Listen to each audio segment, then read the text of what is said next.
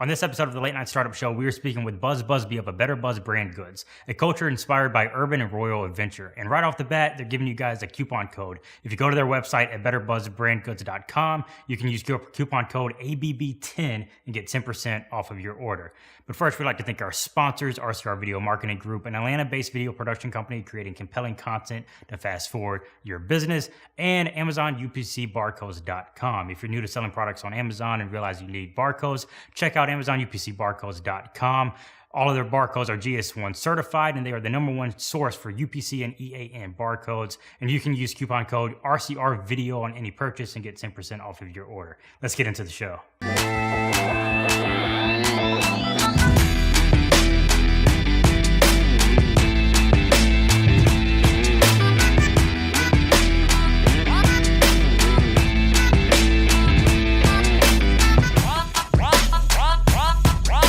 Today we are joined by Buzz Busbee of ABETTERBUZZ Brand Goods. That's can be a tongue twister, but I've practiced saying it all last night. But I love your beard. First of all, it's absolutely amazing, and like in your logo, I can just tell where you drew inspiration from. Yeah. How long have you had the beard? So the last time I shaved my beard was for my sister's wedding, which was over 10 years ago. Oh wow! Yeah. You keep it about that length though. Yeah, it comes and goes with length. Like I feel like as I get older, it gets longer.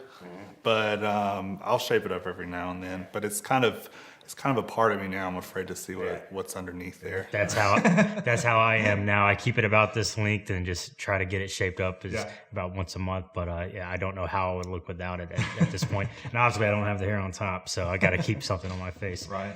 Well, I love your brand and your design, and I'm sure the essence of this show is to inspire entrepreneurs and people who are maybe hesitating going into business for themselves, that are still at that day job and want to create a business for themselves. And you're doing both. You still have your day job. You created this brand with your husband Rodney, and you guys both still have your day jobs, but you still have an enormous focus to this brand. And I mean, it looks like the highest quality. The shirts are great. The designs are phenomenal. Thank you. So why did you start this brand?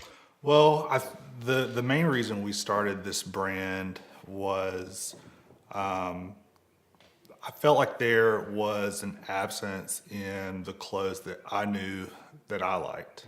I knew what fabric I liked shirts to fit like. I knew what design aesthetic that I liked. So I mean, it could sound a little selfish at first, but we wanted to we saw the opportunity to fill a void in the apparel market. Okay, just in Atlanta or in general? Well, in general, yeah. I think over the course of, so just to go back a step, we vacation in Provincetown, Massachusetts, which is a LGBT destination, a seasonal destination on Cape Cod. And so we would go there seasonally on vacation, and we would see people in varying brands of graphic tees. And with my background as a designer, my husband and my friends over the years had told me that they thought my work would translate well into apparel. And so we thought about it, and finally we were like, let's just do it. And what year was this? This was in 2015. Okay. Yeah, so we kind of took a whole year to plan, to source material. We knew what we wanted it to look like, but we had never really sourced fabric before or anything like that. So that was all new to us, and we're still learning that stuff to this day. So just building it from the ground up was really challenging, but it was also really rewarding. So let's go back a little bit to your history, and Rodney's your husband. Where did you guys start? I know you were a designer in the business of Starbucks in Seattle. Tell us a little bit about that and the history with Rodney. Yeah, so Ronnie and I both lived in Atlanta prior to knowing each other. We didn't know each other here, and we both moved out to Seattle within 2 months of each other and met each other out there. Rodney moved out there to work for a technology software company called Concur Technologies, and I moved out there to work for a branding firm called Fitch. So I moved across country, and about 4 months after moving there, I got laid off. So I moved, grabbed everything, packed everything up, moved across country for the first time in my life for a job, and then pretty much immediately got laid off. Wow, hey, you were probably still taking stuff out of boxes. Yeah, it was crazy. But it was also kind of a blessing in disguise, right? Because I was able to get on board at Starbucks at a really pivotal time in their history, as they were rebranding during their 40th anniversary. And so I was on their in-store experience team as a designer, a visual designer. At that point, how many years of design experience did you have? So I had not very many. I did undergraduate studies in public school at University of South Carolina. Okay. And then got my first job in Greensboro, North Carolina, and figured out that wasn't the design that I wanted to do. Then I found this school here in Atlanta called Portfolio Center, which is a postgraduate design, art direction, photography, writing, illustration school. So I moved down here and rigorously did Portfolio Center for 2 years, and then was able to kind of find my way out to Seattle, and that really changed my career for sure. So in 2015, you decided to start a Better Buzz, or ABB, right? It's abbreviated ABB. You just decided to start ABB, and then fast forward to today, 2018. How has that looked? Have you seen a lot of traction, a lot of success? Has there been some struggles? Yeah, so all of those for sure. We are fortunate that we've been so well received in the community, in the gay community in Atlanta, the greater community of Atlanta. We're just really kind of humbled by the reception that we've got. And at the same time, trying to figure out, well, if we know that that people like what we're doing here in Atlanta, how do we kind of cast a wider net and get in front of other people while still keeping our core values intact? So there are all kinds of challenges and rewards. We do the festival circuit. We started out doing that here in Atlanta, and we still do that. It's still very important to us. Doing live events. We do lots of pop-up events in Atlanta. We're starting to get into more stores. So just the fact that it's working is really kind of crazy to me. So what does that look like getting into the stores? Are you calling, kind of cold calling and showing them your brand? Or? Yeah, so I'll take, now that we kind of have data and statistics and know what people like and what people respond to design-wise, I'll take that and I'll spend usually a morning of one day each week cold emailing or calling stores that we've kind of curated a list of places that we would want to get into. So we're very particular about that. We wouldn't want to just get into Walmart for the sake of getting into Walmart, right? We want to make sure that that we really pay attention to the kind of stores that we want to get into. So everything aligns with your core purpose and your brand. So, most people that are listening are going to feel stuck maybe in a day job. You, on the other hand, your day job is your own business. So this is just kind of a secondary business that you're hoping to, I assume, become the primary business. So how do you navigate that? Because, we run several companies all in the same space, and that's kind of how your business is, your day job is your own design company. This is design oriented, but how do you manage and navigate just allocating time to a Better Buzz and to your design company? How do you make sure this is growing at the pace you want to see and meet your goals for a Better Buzz, but also keep your clients happy in your design company? Yeah, so I mean, it's a good and a bad thing. So I mean, I'm really fortunate to do what I love to do, both on the client side and both as a Better Buzz as a client, right? It's kind of taken its own path and started its own direction.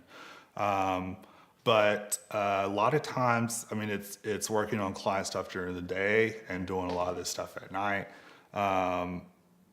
a lot of things that the consumer sees are just the products, but there's so much stuff that goes into the back end part of that. I mean, one of our daily things that we do that we're not crazy about doing so much anymore is we fold a lot of t-shirts.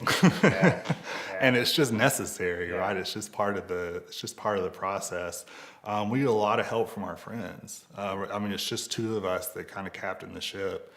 And we wouldn't be doing it if we weren't feeling like we were getting something out of it. So we're able to put this out in the world, pretty much get great feedback from our customers, and at the same time continue to kind of expand it and make it bigger. But like I said, I'm still passionate about design, whether it's in a retail arena or with my clients, corporate clients. So I still love designing for them as well. What about Rodney? Yeah, I know he's still in his day job. He's been there several years. Is he happy at that day job, or is he trying to get out of that to focus on this full time? So Ronnie has a much more demanding job than I do, and he's really successful in what he does in his career, and he's kind of on the more analytical side, where I'm more on the creative side. And that's him. Speaking of the husband, we were just talking about you.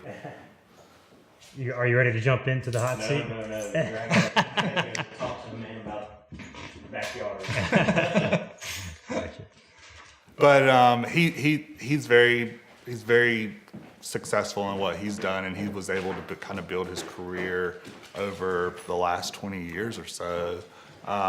But the expertise that he brings to the table for ABETTERBUZZ is essential. I mean, it's skills that I don't have, and I have skills that he doesn't have. So we've kind of combined those things, and we're creating something that we want to do for fun, and people really like it.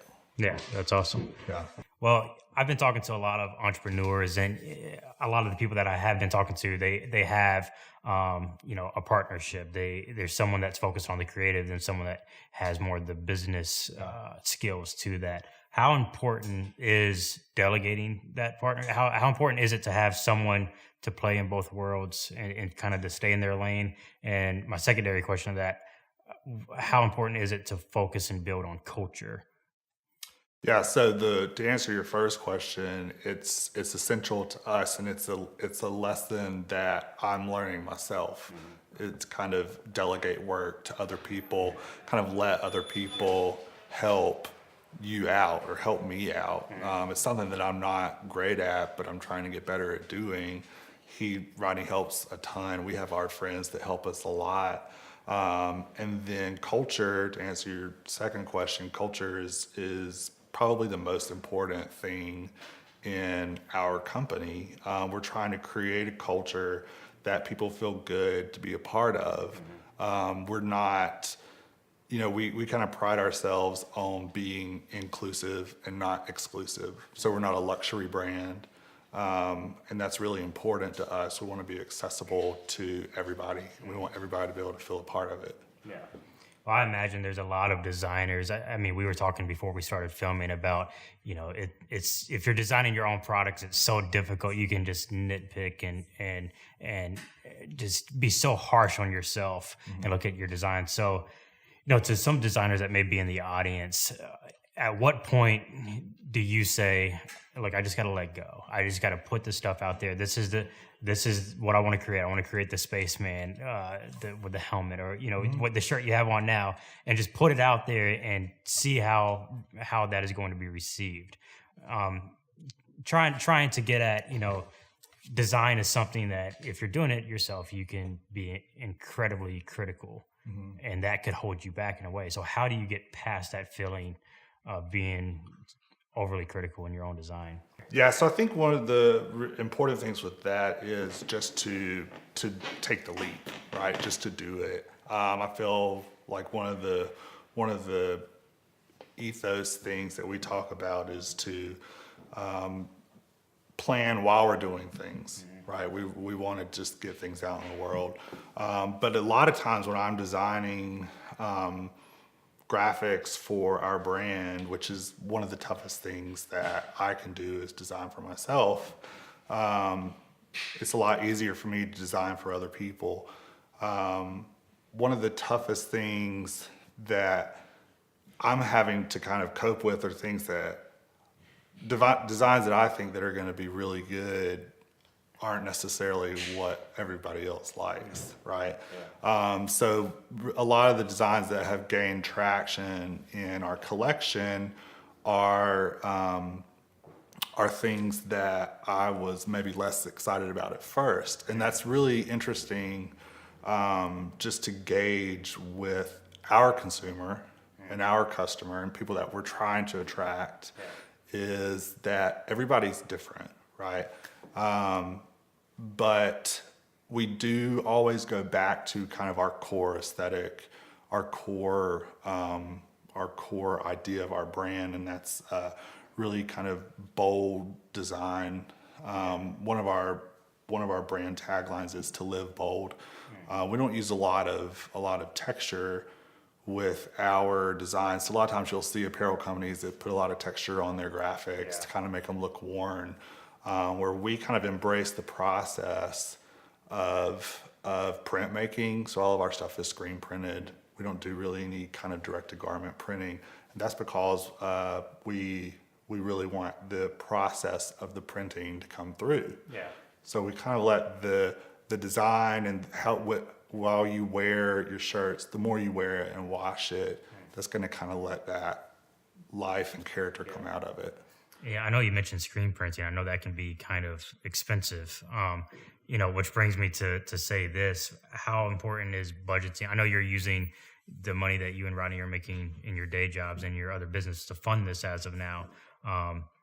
How important is budgeting in your daily life, being laser focused and keeping this as a priority, not really splurging on anything else? Just kind of give us a little inspiration of how you build this. Well, I'll be the first one to tell you that I'm terrible with the budget. I don't, and Rodney can echo that for sure.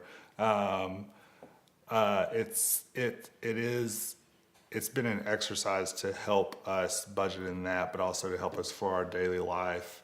One of our goals for doing this is to get our stuff together to a point where if we want to have somebody invest in our company, that they'll want to do that.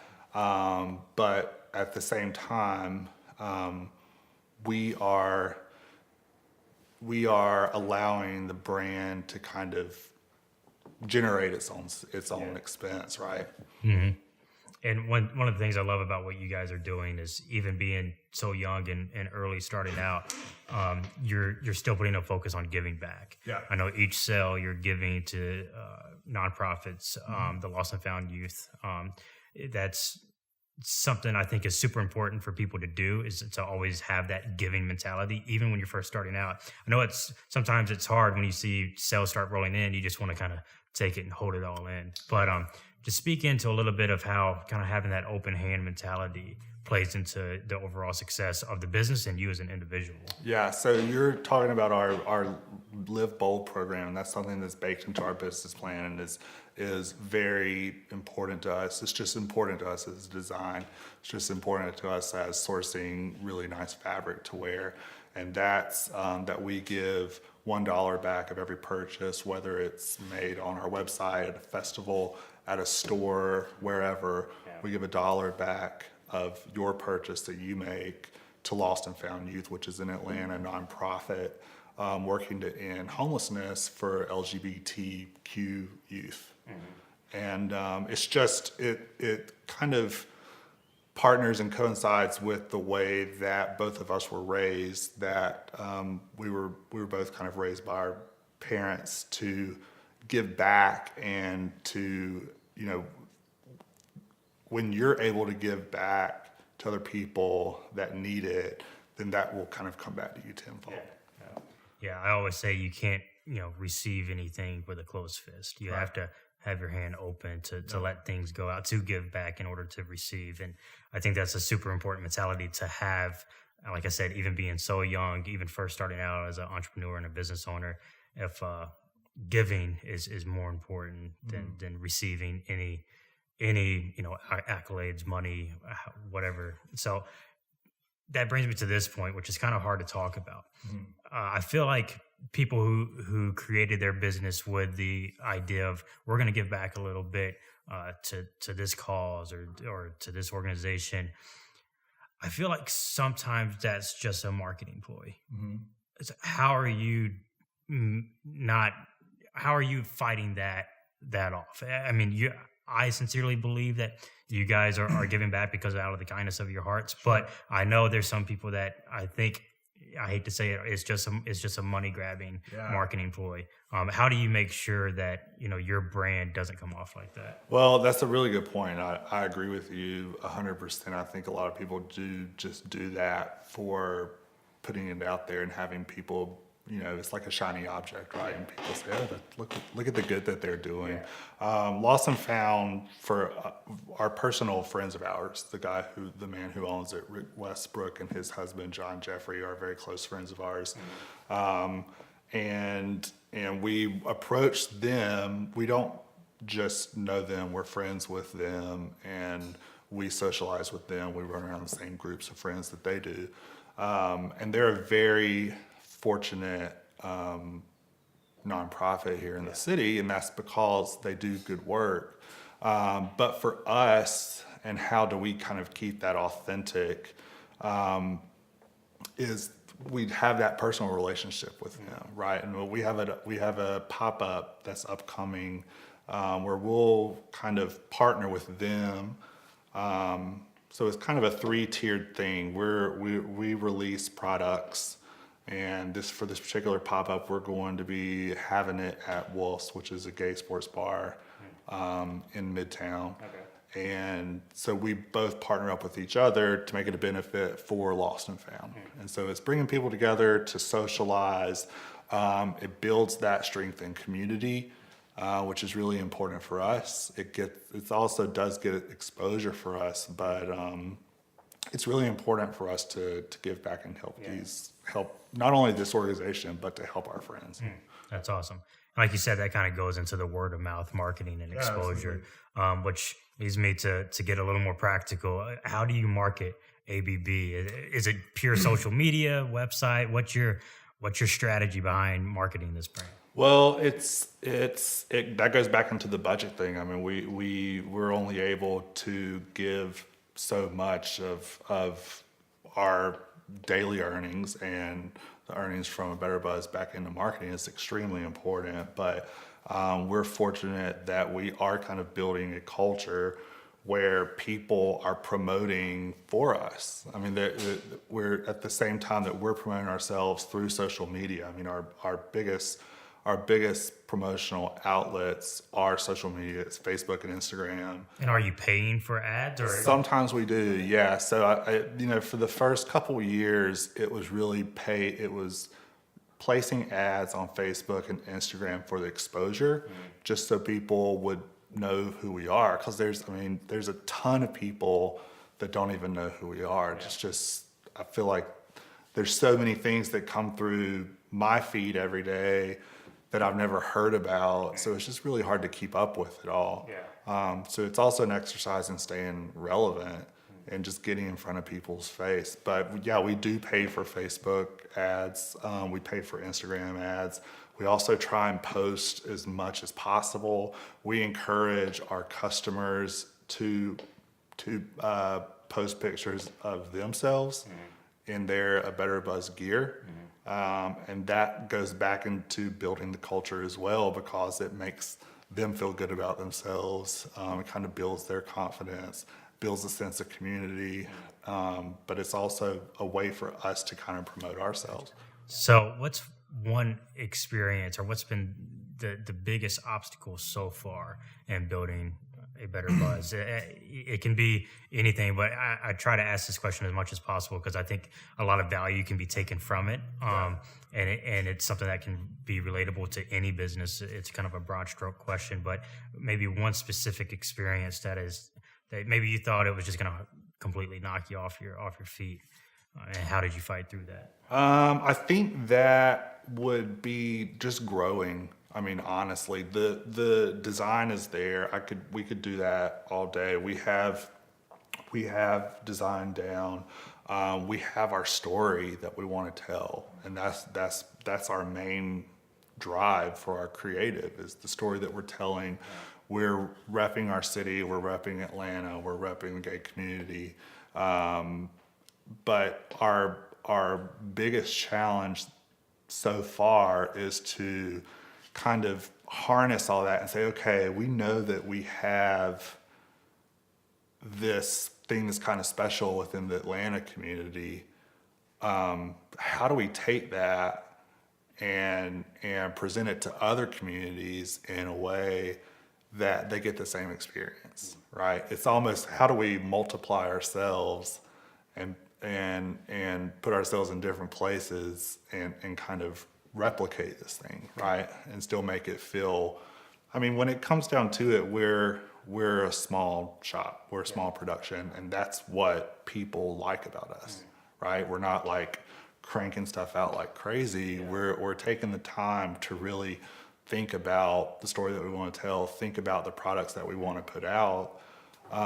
So I think it's kind of figuring that out, how to take that small special thing and kind of scale it up in a way that we're able to still be successful, but still able to stay true to who we are and what we want to be. Because if we don't do that, then the whole point of A Better Buzz is lost. Yeah, I like what you said about, being patient. I think a lot of people, once they see a little bit of success, considering they've been pedal to the metal this whole time and they're just going and going, and when the success starts to reel in, they try to stomp that pedal through the floor. But sometimes it's good to pump the brakes and say, all right, hold on. Let's make sure that we're paying attention to our surroundings, everything around us, and make sure that we're being patient. So speaking into that a little bit, how important has having patience been into building a better buzz, and how do you stay focused on being patient? Well, it's hard, for sure. I think it's harder now more than ever as the world gets faster, the world gets crazier, the world gets more congested with, like I said, things on your daily feed, things in your daily life, staying healthy, eating right, connecting with your friends and family. So being patient is tough, and I think it's something that I guess a good way to explain that would be I try and embrace failure, right? I know I'm going to fail, and when I do fail, I allow myself to do that, but I also allow myself to go back and reflect on that and kind of figure out what didn't work and how I can make that better in the future. I think one thing that's super important is to have only you judge yourself for your failures. Absolutely. As soon as you start listening to outside voices and let those get into your head, then you're going to be off the path to that core purpose and to ultimately being successful. For sure. And that's hard today. I mean, it's crazy. I mean, it is. Yeah. I mean, especially with just so much noise on social media. I mean, I bet that you guys could get comments on the brand, on the design, on you as an individual. It's just, unfortunately, part of the society and the world that we live in. So I think staying laser focused on, what everyone else says about my failures doesn't matter. It's all about how I judge myself for that and how quickly you move on from it and how you take that and turn it into a positive. And that's positivity ultimately will win. Unfortunately, there's just so much negativity that you have to fight through no matter what you're doing. And a lot of that is in your own head and in your own self-doubt. Have you experienced any of that? Every day. Yeah, I mean. That's true. But what does that look like? How does that come up? Well, I mean, I think it comes up every day, and just being, like I said, my design kind of drives the aesthetic for the brand, and just kind of self-doubting just daily things that happen. We were out with friends a couple of weeks ago, and they introduced us to a friend of theirs that we didn't know. They introduced us as Buzz and Rodney, and then they said, these are the guys that do a Better Buzz. And I was like, is that a thing? And they're like, yeah, it's totally a thing. And I'm like, I had no idea. Like I'd never heard anybody kind of introduce us that way before. I think it's because we live in our bubble, really, and it's easy to kind of get stuck doing your own thing. And like I said, once your mind can get going on self-doubting, and it can take over if you let it, but we try not to do that. Yeah. I had an episode a few weeks ago, and I was talking to a guy named Ruben. He's a fitness entrepreneur, and he said something that was pretty powerful to me. He said, what happens during the day, you kind of don't have control over. You do in a way, but what you absolutely have control over is your Endcaps. It's the beginning of the day and the end of the day. So you decide how you wake up. You can take in information, listen to a podcast, read a book, give thanks or whatever. And at the end of the day, write down your goals for the next day or vice versa. And I just thought that was a powerful statement is the end caps are totally in your control. Absolutely. So let's give people a way to find you, hashtag it up, Instagram, Facebook, in your website, everything. Yeah, so our website is where everything A Better Buzz will always be available. So our whole collection will always be available on ABETTERBuzzBrandGoods.com. We're very active on Facebook and Instagram. Our handles on there are ABETTERBUZZ Brand Goods. We're on Twitter as ABETTERBUZZ. We don't tweet a lot. We're definitely more visual, so that lends us to Instagram and Facebook more. We are just getting ready to start our festival tour for the year. March 24th, we're at Ormwood Park Festival. April 7th, we're going to be at Wolf's, which is a gay sports bar in Atlanta. If you want to be gay to come, anybody can come. It's a benefit for Lost and Found. We'll be at Emmons Park weekend of April 28th. Okay.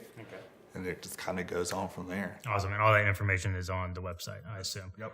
And I got the shirts right here in front of me, and I got to tell you, they're great quality. It's not just 100% cotton. It's a great blend. It's something that I would definitely wear and feel comfortable in. And I know you got some spring items coming out. Have they launched yet? Or they'll be launching next week. So we'll have Space Bear is gonna be doing a new little thing.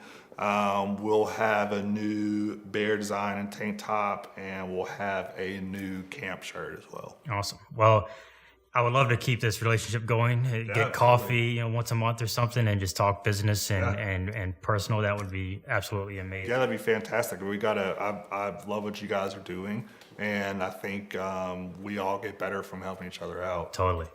So guys, go follow Buzz and his brand, A Better Buzz, on Instagram. Look at their website. Like I said, they got spring items coming out next week. So keep an eye out for that. If you like the content that you're getting, please subscribe to the podcast, to the YouTube channel. Go to thelatenightstartup.com to look at every episode that we've posted thus far. And I hope all of this is bringing you some incredible value. Buzz, thank you so much. It was a pleasure. And I'm still jealous of your beard.